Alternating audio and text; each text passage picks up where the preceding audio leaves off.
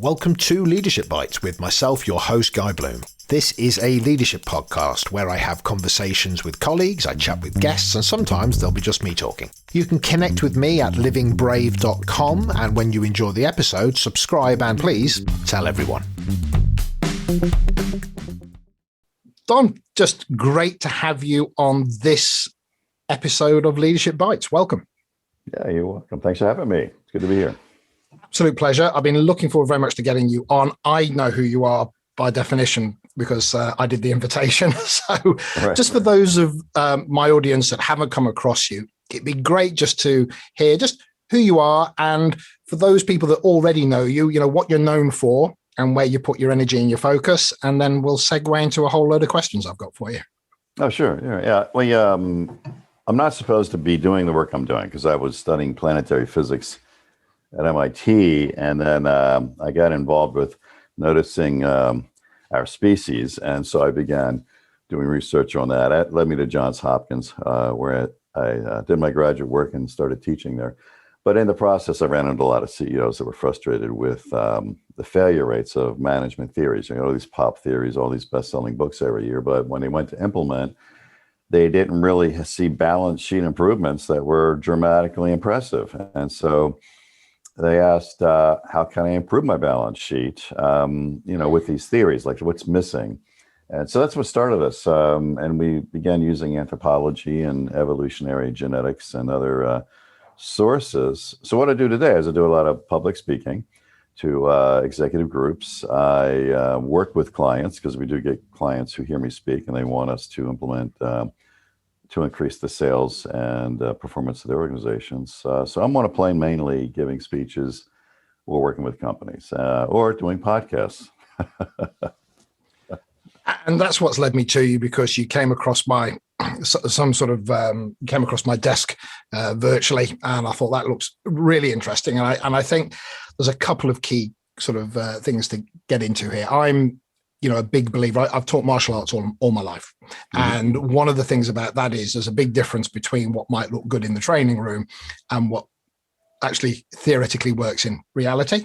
And I come across a lot of people who, promise the earth in terms of, train with me for a week and I'll turn you into, a fighting machine. And you go, okay. So, and there's lots of promises and there's lots of fads and people make promise the world, and the same thing in that leadership space. And so I'm fascinated by, just before we get into maybe your backstory a little bit, is when you kind of think about the difference between the promises that may be offered through the new book, the new style, the new approach. What was that trigger inside of you that took that into an interest for you? What did it annoy you? Was it an intellectual challenge? Did it just not sit right with you? What was that catalyst for you? It was. I was shocked to see so much published with no results. And so initially when I train 700 CEOs a year. And so I've done about maybe 2,000 workshops with CEO groups and executive teams. I'll go into companies and do this with executive teams. And I warn them, I said, I'm going to tell you things that you probably haven't heard before in your industry, but I'm going to show you the sources. And they're literally shocked to find out, for instance, the number of business books published every year is about 35,000. So I see more published research in your industry than anywhere else. I mean, you publish more than cancer research. However, at least we're making progress in cancer research. But the problems you're dealing with have been documented for thousands of years. And my first book was actually written about an ancient samurai text 700 years ago. And you look at this text, and Oxford University was very gracious, and they gave me permission to use this manuscript. But a lot of the topics were the same things I see CEOs struggling with. And they're sort of shocked to hear that. It's like, this stuff is ancient, and you're still publishing, and you're still not getting the results you want. So then I got a little angry because I felt like, as a scientist, I felt like there was a lot of charlatan activity going on that was abusing people. And that didn't sit right with me. And I thought, I don't like to see abuse. And so I started publishing the failure rates. And we started publishing our research on why they're failing and how to fix it. So we came up with some fascinating models showing what was going on. And a couple thousand CEO groups later, I still have people stopping me at airports telling me, this is great. I used your stuff and doubled the size of my business and just sold it and like that. So I know it has footing. It has some good grounding because we see the results from the application. And I think I'm particularly interested in when I'm doing my sales pitch into exec groups to try and get them to be interested in the work that I do. One of the things I often say is I got this sense of, the basics, the foundations, doing some of the simple things really well. Because I often get asked the question, what have you got that's new? And I'm like, well, that might be a beautiful thing if you're nailing everything else. So when you're talking about what you're offering, how, if you were going to explain it to somebody that said, so what do I get when I get you, Don? Is it old stuff repackaged in a more kind of approachable way? Is it new thinking, or is it just me breaking old habit? What are you offering me that would make me take an interest in you and what you offer?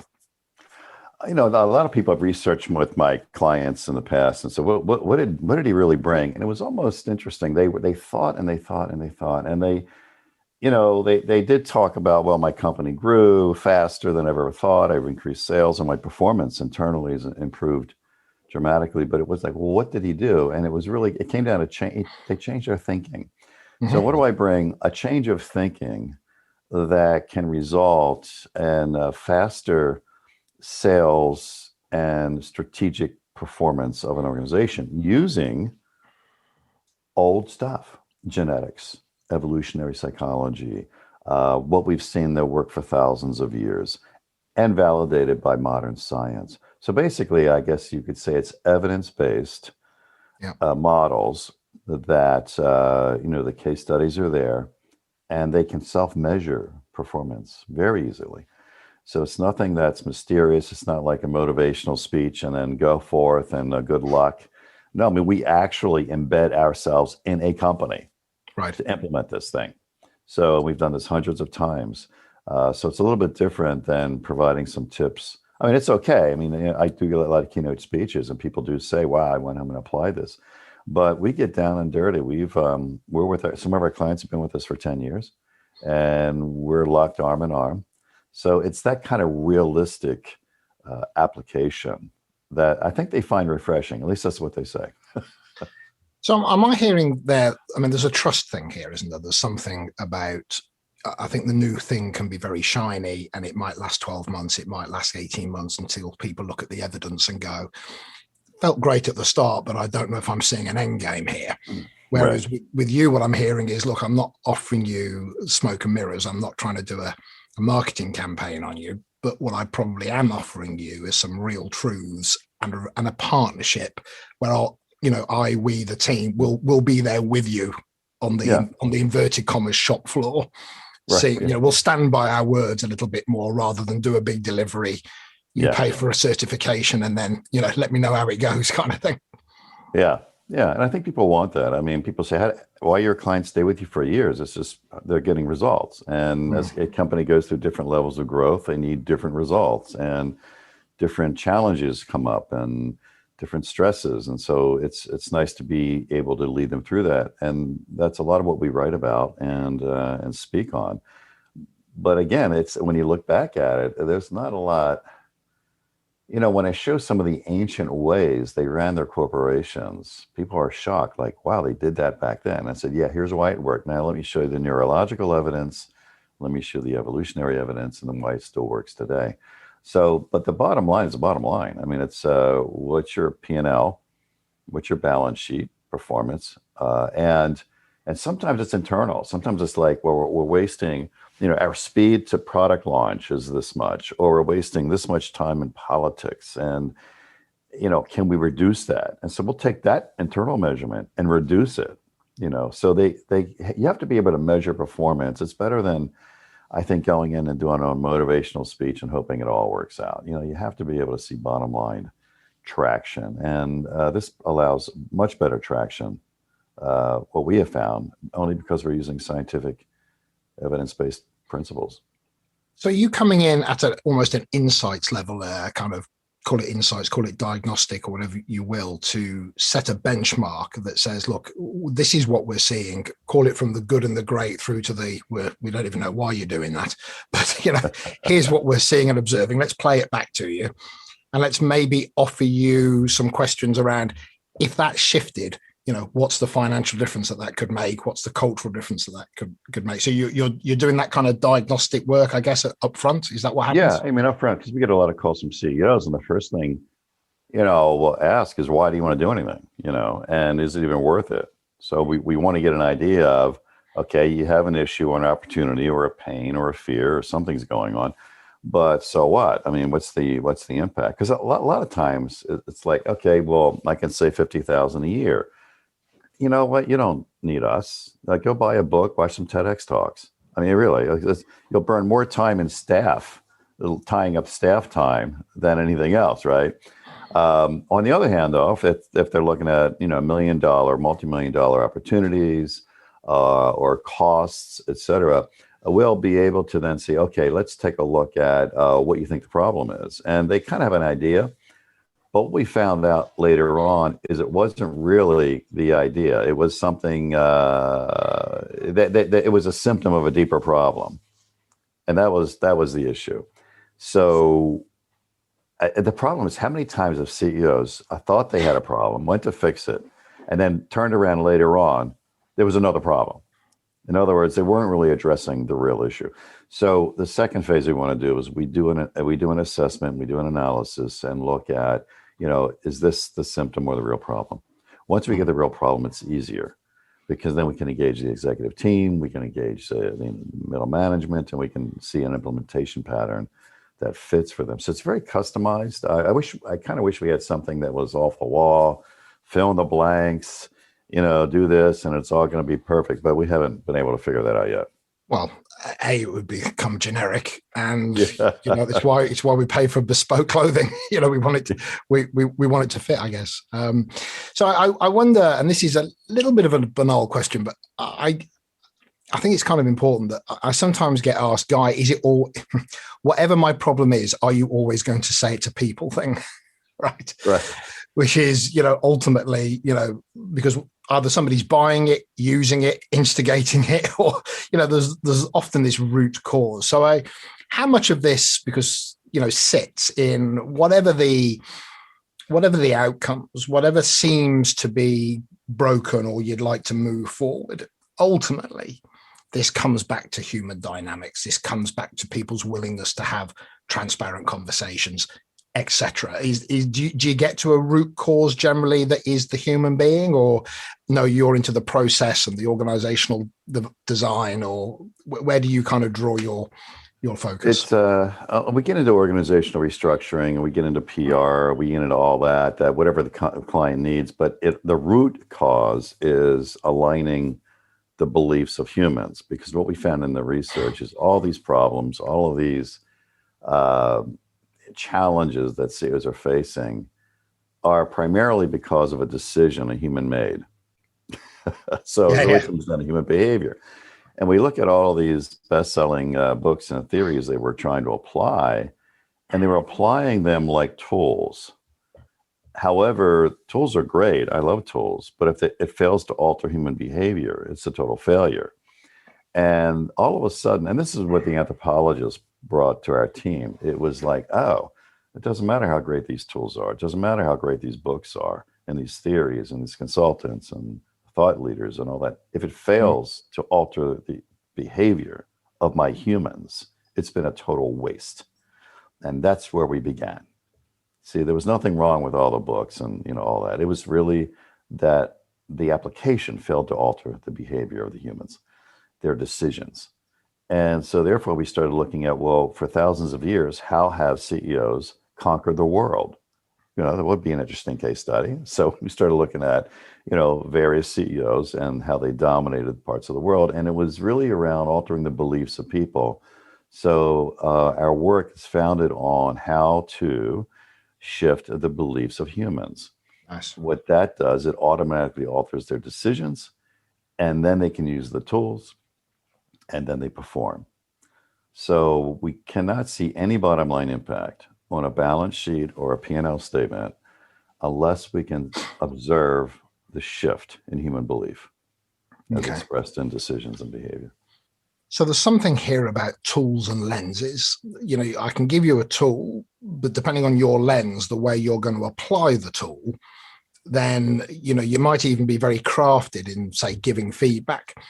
But if you're going to weaponize feedback to your own needs, or you're not going to do it for the benefit of the team, then you might be you might know feedback, but you're a bit of a bugger using it, or whatever it is. So for you, there's that, it's the human being who's doing the human doing, right? It's getting that. And if I can't change, or the team or the business then isn't going to shift its internal monologue or its own personal narrative, it's not ultimately, we can show you new things, right? But that's just training. Right. So your toolbox will get bigger, but it'll be the same person applying it. Is that what I'm hearing? It's I mean, a lot of times, and people don't think about this, but it's so obvious when you look at this toolbox theory. In other words, here's a new tool, here's a new theory, here's a new thing. One company uses it, highly successful. Another company uses exact same thing. It could be the same consultants, the same books, the same trainings, total failure. So the question is, why is that happening? And no one asks. Like, no one comes out. I've never seen any of these authors or speakers say, oh, well, here's why it worked at this company. Here's why it failed at this company. But they should. They should, because what you get underneath of is, there was something about not the tool, but the belief shifts of the people using it.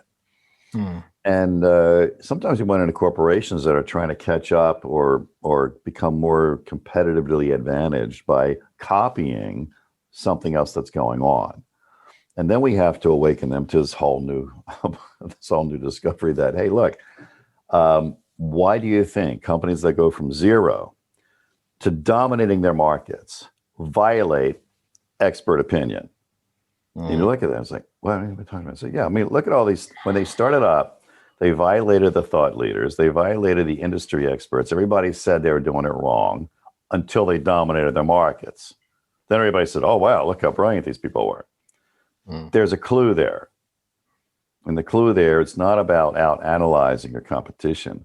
It's about out intuiting them. And you see this throughout history. The wars that were run, even today, the markets that are dominated, they were out thinking, out intuiting, not out analyzing the competition. So this opened up a whole new way of redefining how strategic planning occurs. So I've got papers and stuff on that too. But when we started doing it, it was really amazing. You can double, triple, or 10 times the size of a company within a few years by using these techniques. So Don, let me take a step back into your history and go, was physics not enough? I mean, you had it, for what might, for some people, be that's a career and that's a vacation in itself. And for some reason, Don went, nah, that's of more interest. So, just talk me through that little, maybe, the hindsight's a beautiful thing, but, was it how much of it was a plan? How much of it was a process? Nothing was planned. I mean, when I was at MIT, I had the ability to go into many different areas of research. Of course, I went into AI and computer science, and I helped automate the Harvard MIT biomedical laboratories. I ended up at Draper Labs doing nuclear missile guidance systems. I was really interested in a lot of different things. And when I got interested, I went into it heavily. Ended up in planetary physics. I have ADHD, which explains a lot, but I was able to connect the dots on so many things that were always fascinating. So I love learning. I mean, that's really my life mission. I love to learn. I love to help. So that's what I do. And by helping, I can teach. I can do webinars. I can do online courses, or you can work with companies. And so for me, it was never really planned. But when I began studying humans, it just captured me because they were so nonlinear and irrational. I thought, here's a system that requires some investigation. But also, a lot of CEOs loved the results they were getting. So that just inspired me to keep going, and I got a lot of great support from Hopkins and Oxford University. Wharton's been great in supporting our latest publication. So a lot of it was the reinforcement from these other areas and the opening of possibilities that I had never thought of before. Just it was so much more fun for me to do that. So I just started doing it. And as long as CEOs keep hiring me, I'll keep doing it, and then I'll do something else when that pans out. And how did the first paying job happen? You're doing one thing, you're interested in something, but it has to move into something that has a commercial capacity, or else you're just, a very interested person about what they're interested in. So how did somebody get to hear about you? How did that jump happen? How was that first bridge? Well, I was doing some work in medical research. I was working at Pfizer briefly, and then I started hanging out with Hopkins and doing some graduate work there. And it was probably one of the professors there, Dr. Kathy Trower, who ended up doing a lot of work at Harvard with the governance thing, and so still is premier research and application around governance as leadership, which is a great book and application that Dr. Trower had with Dick Yates. So that was her. It was her that actually said, as she saw what I was doing, and she said, and at the time I was working with CEO groups because I was getting interested in how they were experiencing life, and I said, look, I don't think we're teaching what they really need, and she said, well, why don't you teach it? So she had pulled me in to academics, and that's how I began teaching. It was at that point where what came up were a number of executives and CEOs that says, wow, this is different. Can you help us? And actually, I worked with Kathy at a bank, which was our first client, and things started just taking off. And that's where it went from there. And then I published the Oxford University, that manuscript they had that was 700 years old. Next thing I know, I'm on CNN, and I was in the Wall Street Journal. And things just started happening at that point. So there were those moments where companies said, this is unique, this is fresh. And I just followed that. It was like a scientist. You follow the data, you follow the clues, and there was always something new. There's something new would come up, and it kept me excited. And so I loved it to learn and teach. And so far, this has provided a great laboratory for me to do that. And I get involved with so many interesting things. I mean, working with Black Hawk Down, or Chris Warner, one of the top climbers in our latest book, High Altitude Leadership. We're doing this thing with NBC. He's climbing the Death Mountain, K2. They're filming it, and we're writing a book at the same time. It's just really fun things I've gotten pulled into. And now I spend a couple hours a week with George Stalk, who started the time-based competition revolution about 20 years ago. And now we're working on something called the OODA loop that he just published in Harvard Business Review, around using this jet pilot fighters technique. Observe, orientate, decide, companies. and act. Yeah, exactly. You're familiar, yes. Yeah, I do. And it's all around disruption and avoiding disruption. So, and I started using his work actually in my I put this course on due to COVID. Here I'm in my cigar room. I turned this into a studio, and I started this Becoming Samurai program based on the Oxford work. So I stuck his OODA loop inside the Samurai program for students to learn how to take their life and look at it that way. So fighter pilots and samurai meet. Yeah, that's right. Maybe you should write a book on the fighter samurai or the pilot samurai or something. So, I'm surrounded by just really brilliant people, and it's very stimulating. So I've been very blessed. And as long as this research can help a CEO apply it better than anything they've seen before, I'm going to keep going. And for you, Don, I often find that when you're offering something, there are moments where you go, that's where people probably struggle the most with a new idea or a new concept. Do you have a sense of the moments where this is the bit that people are going to have to wrap their head around if they're going to get on board with what I'm thinking? Are there any kind of one or two things that you have within your, if you get this bit, the rest you'll understand, but if you don't get this bit, we're kind of doomed. It's funny. I kind of start backwards when I do my speeches and workshops. They're expecting, like, what's the new thing this guy's selling, and what's the pizzazz and all the shiny objects that he's going to bring to us. And I kind of start at the opposite direction. I start where they are. I start with, what are the main problems that are on your mind right now? And I start listening to these things they come up with. Here's what I'm worried about. Here's what kept me up last night. And these worries and pains and fears become kickoff to say, all these theories you have are failing, aren't they? And then we go into the failure data.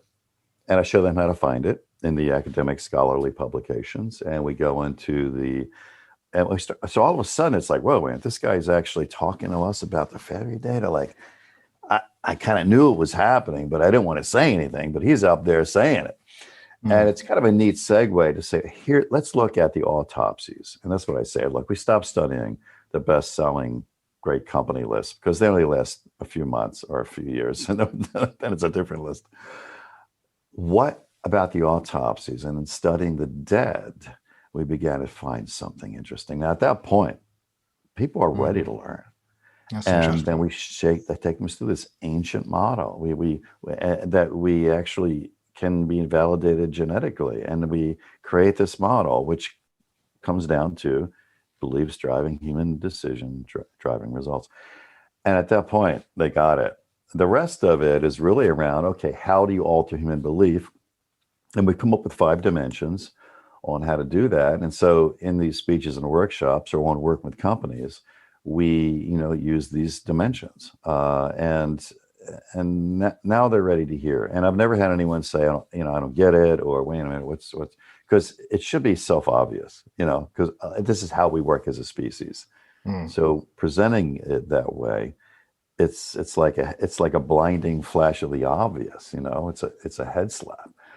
In fact, I've had people come up to me and say, you know what, my spouse has been telling me I should go back to running the company the way I did when I founded it. And I hired all these experts and all these MBAs, and I tell them, we need this, we need that. My sales have stopped, or they've the rapid growth is starting to diminish. And you know what you've done to me today is you validated that my spouse is correct. Because you taught me what I was doing was what I should be doing now. And it's a beautiful thing, to see that. Yeah, the freedom of my own thoughts. That's very interesting. So if people, just listening to you, and this is why I often don't speak to anybody too much before I get on the podcast, because I always want to have that reaction in the moment to, what somebody's saying. So if I suddenly went, this is really interesting, where do I, what's the guy, if I could ask you to read one thing that I've just done, or watch one video that I've created, or where would you steer people to go to understand? There's always more, but if they just wanted to get to grips with what I'm talking about, and where would they go, and what do you want them to look at or read? That's a good question, because we're in so many different areas. I've actually had a lot of curiosity from people. So, well, I really want this, or I really want that, or then everybody's in different areas.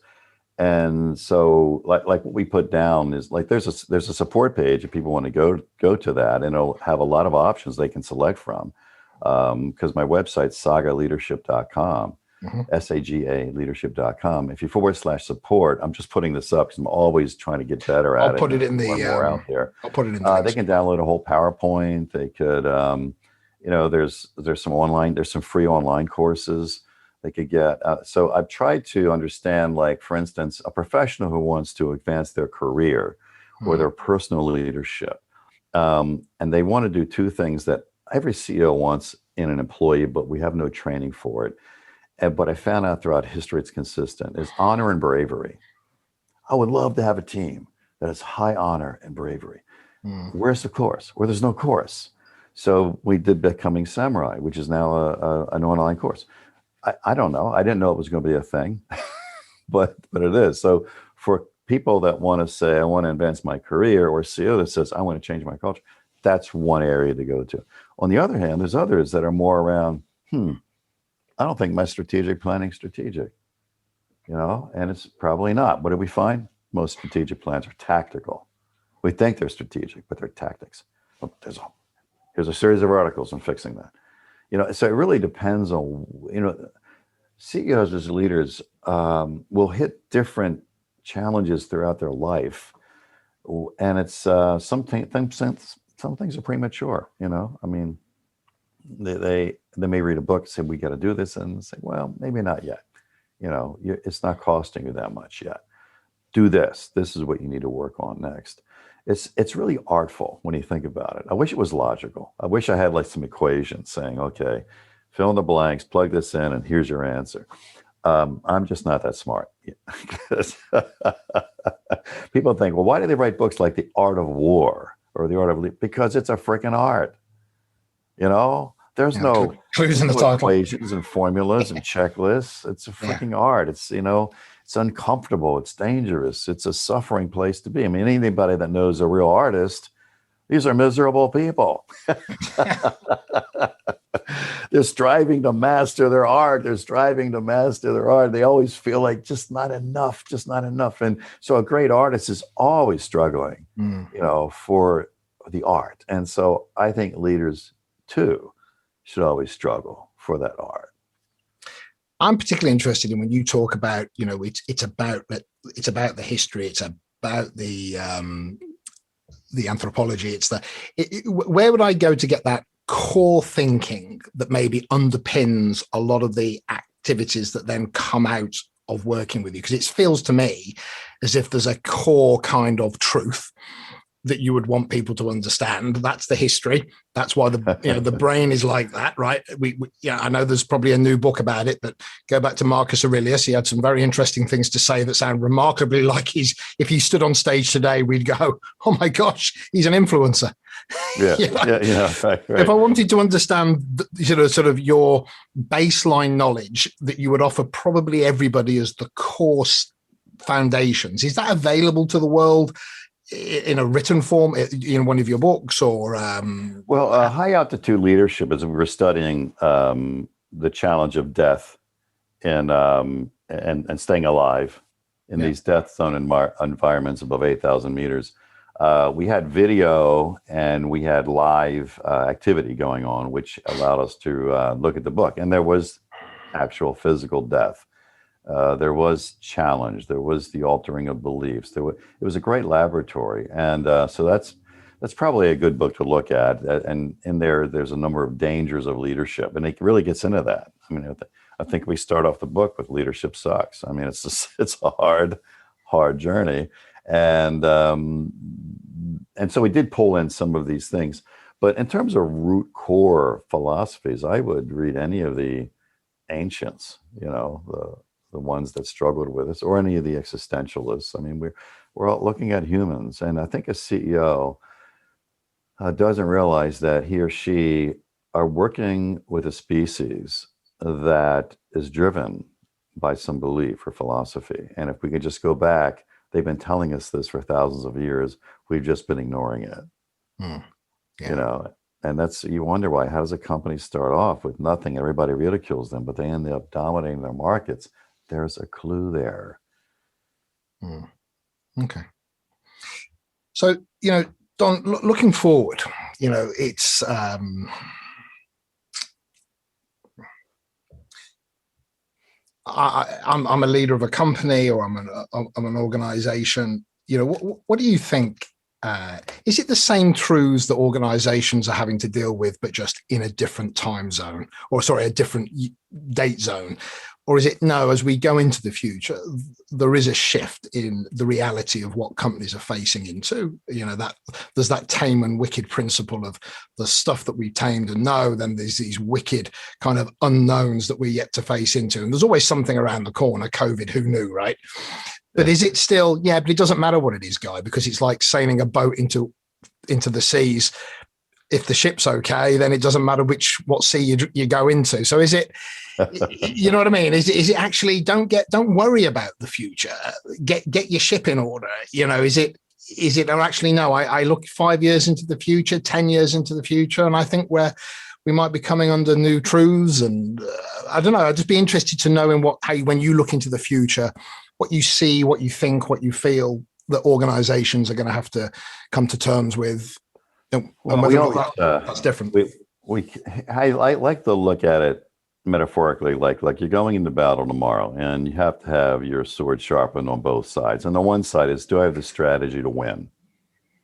And the other side is, do I have the organization to execute the strategy? So there's an external view. Who am I against the new wins tomorrow? The new path we must follow. What does winning mean? What does disruption mean? And all that is really, really important. So in terms of the new stuff, it's a matter of looking at customers. How are they shifting? What will they need? Or how can I shift the beliefs of competition in a way where I can segment my market differently and see needs and opportunity differently than anyone else? That's that whole external view. And that's what great leaders do, is they outmaneuver by out-intuiting the competition, not trying to catch up, not trying to out-analyze them, because everybody's analyzing the same thing. So I say it's like you can't use industry experts when you use strategic planning, because industry experts only know what is already known. That's of no help. You see, that is why these other companies that disrupt are going in a entirely different direction. And in fact, that second O of the OODA loop, orientation, is the place where this magic happens. What does it all mean?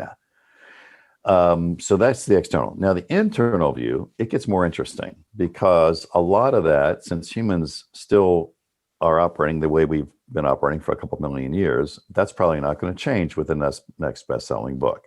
And there you can look at some of the ancients. And a lot of CEOs are fascinated when I open up like the 700-year-old training manual for samurai, because I took the Code of the Executive is the name of the book, and it was based on the Oxford University manuscript. And in there were chapters on talent management. How do we find good people?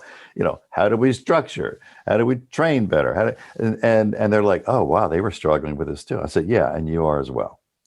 So those are the areas where this belief construct can be applied internally to look at how do we. Let's say talent comes up a lot. I still get it. I do several speeches a week, and how do I find and retain good people? And they're thinking, well, you find the resume, look at what they've done. It's like, yeah, but most of the time you're firing people on behavior, aren't you? It's like, oh yeah. So are you hiring on behavior? Because that's a reflection of their beliefs. And how do you sense that? And we go back over the ancients, and they kind of figure this stuff out. So like that's an example where, we can use the old patterns reinforced with new research and in a lot of cases, new biological findings, new medical findings. And on the other hand, we have this external view of like what's disruptive and what's new, what's fresh that's coming our way. Can we avoid the disruption, or can we cause it? Those are questions that are not being asked in boards today. And they should be, because those are the questions. Yeah, that really does lead me into, I'm quite fascinated by that short term versus that legacy, or that longer term picture. And I deal with a lot of private equity based organizations, and they're on a very short cycle, and etc. And so there's very specific situations, but yeah, there is something about that. That I think I heard the phrase being bewitched by your own agenda. And being focused in the now, and that inability to look over the event horizon and to operate holding two truths at the same time. Can I deal with what's today and look to a future that is yet unknown?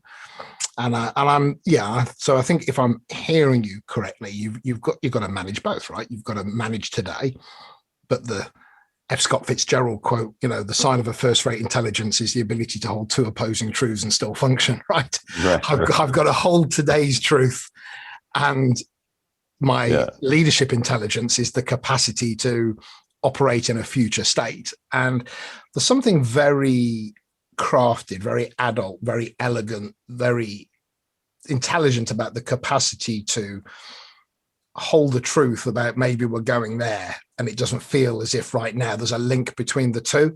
So those are the questions I think I'm hearing from you, that it doesn't have to be disruptive, but it might be a disruption, and lots of, sometimes it might be in the subtlety, but that bravery, maybe, I think I'm hearing from you. Yeah, bravery and honor, which is why, I created that Becoming Samurai online course, started a journey here. But when I was working with Matt Eversman, he was the main character in Black Hawk Down, spent about a year with Matt. What was interesting about that is when you look at this future and you're holding that truth, you don't have to, and I'm going to destroy another cherished theory that planning works. Planning doesn't work. I mean, you need a plan, but when you go to execute, what I learned is that no plan survives impact with reality, and we should be teaching that. And when I was working with Black Hawk Down and learning from Matt Eversman, he says, yeah, the enemy has a vote on your plan. The enemy has a vote, and they may not agree with your plan. So the question becomes, how do we execute a plan? And that's the magic question. And what we found, and this is what we teach with our clients, is you must be operating with a belief of adaptation, constant adaptation. And this is where the OODA loop with George Stalk, when I work with him every week, it's fascinating as we explore these scenarios. But is your company designed to adapt? Is your company designed to reorient? You still keep the vision, you still keep the destination, you still keep that in mind. But as you get there, are you able to reroute? Are you able to course correct? Do you have meetings where everybody just reports out everything they've done well? Or do you have meetings where people can bring their problems together and work on them together? That's the shift in beliefs that we look for in organizations. So you don't have to know all the answers. You'll never know all the answers, especially when you're looking at a 3 to 5 year disruptive strategy. You're not going to know the answers, but how you adapt becomes that. And what's interesting is I went back to look at the history of successful companies. You take Richard Branson, you can take Elon Musk, you can go, just add them up, Steve Jobs. They have a history of failure. It wasn't like, oh, here's the plan and we executed flawlessly. No, you hear these guys talk, it's like, oh no, that didn't work out. And then we had to do this, and then the bank was after us, and it was just a bunch of failures. And I'm thinking, brilliant. That's what we should be teaching. Achieving that level of success has to do with how you accommodate failure, how you course correct, how you adapt, how you learn. That was really it. But the problem is they write these books and say, look how great they are. They did all these things right. It's like, that's not the point. The point was what happened to get them to do them right. And it was a series of failures and learnings. There's something, I've done work with the emergency services in the past, and there's something about the comfort is in their approach, not the context that they're in. Yeah. If that makes sense, as in it's always going to be uncomfortable. Why? Yeah. Because we're not going to anything that's great. Right. But what our comfort is in our mindset and the who we are and the way that we come at it. Yeah. Right. And sometimes we get there and we've ridden this horse before. And then sometimes it's like, oh my, how the Scooby-Doo do we deal with this one? Right. It's not in the manual, right? But it's the nature of them in the context that gives them their comfort. Yeah. Does that make sense? Yeah, exactly. Because you know what you're going into, and therefore you can, and in their case, they can respond, they can adapt, they can figure it out. And, it's not about having the plan. And so who was it? Mike Tyson with the famous philosophical phrase. He says that, I forget, I'm paraphrasing it. Everybody has a plan until they get the first punch in the face, right? Yeah. And so, and you're in martial arts, so you know that. How many times does it all work out the way you thought it was going to work out, right? I have another great one is, what do you get when you punch a black belt in the face? And the answer is a brown belt. as in your confidence can come down pretty quick, right? Pretty quickly. Yes. So we'll swap those metaphors. That's exactly. Yeah. I mean, so you know this, and but when we start teaching this to, like, innocent MBA students, we make them think that no, this is how it works, and then they get a job or they become CEO, God forbid, and it's like, whoa, wait a minute, the plan didn't work the way I thought it was going to work. What happened? I read all the great books, I had all the the best minds. It's like, yeah, welcome to the club.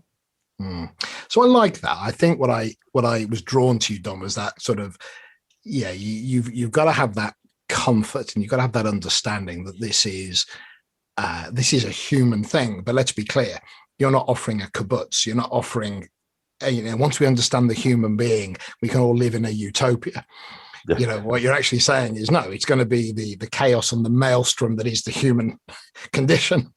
But if you can find a comfort in that space, then people will move, they will rally to you, because they'll understand, okay, we're in this odd space, but this team, this culture, this environment understands itself. And I think you're offering that insight into, let's understand what we really are and not rely on a process. Let's rely on ourselves, right? Yeah. And it's a big part of that when we get, like, if people want to download the PowerPoint on my workshops, like 3-hour workshop, but I'm just giving it all away. The if you go to sagaleadership.com/support, there's an area that'll lead you to a PowerPoint we can download, and in that you will be able to see that these dimensions around leading from belief management, there's nothing certain, but there's a crafting of each one. Boom. How do you craft intuition for strategic outmaneuvering? How do you craft, and we stole this from the Vikings, how do you craft a compelling saga, which is more than a mission statement, but it takes your strategy for winning into some sort of language that inspires two things we never teach in our businesses, but we desperately need: how to suffer and sacrifice. When's the last time we had a course on suffering and sacrifice? They don't exist. But this is the stuff that I even put it in the Becoming Samurai program, because it's like, hey, I'm all for happy employees. And we want to keep the happy employee thing going. But the more dangerous question is, what do they do when they're not happy? Do they lock arms with me and go into battle? Do we get on that ship to fight? Or do they turn and run and leave me stranded alone on the field? And these are dangerous questions. But, like I said, I train 700 CEOs a year, and they love that question, because the looks on their faces are like, oh my God, I'm not sure who's going to be with me in battle. So those are the things, and it's really the art, it's the crafting, and it's been just great seeing the results and people applying these things. And it's obvious. It wasn't like, oh, we got to study this equation or this formula. No, it's like, of course, I started a business. That wasn't all fun and games. I made a lot of mistakes. I had to suffer and sacrifice. And the people around me, they could join me in that. We were powerful. That's what you want to do. I love it.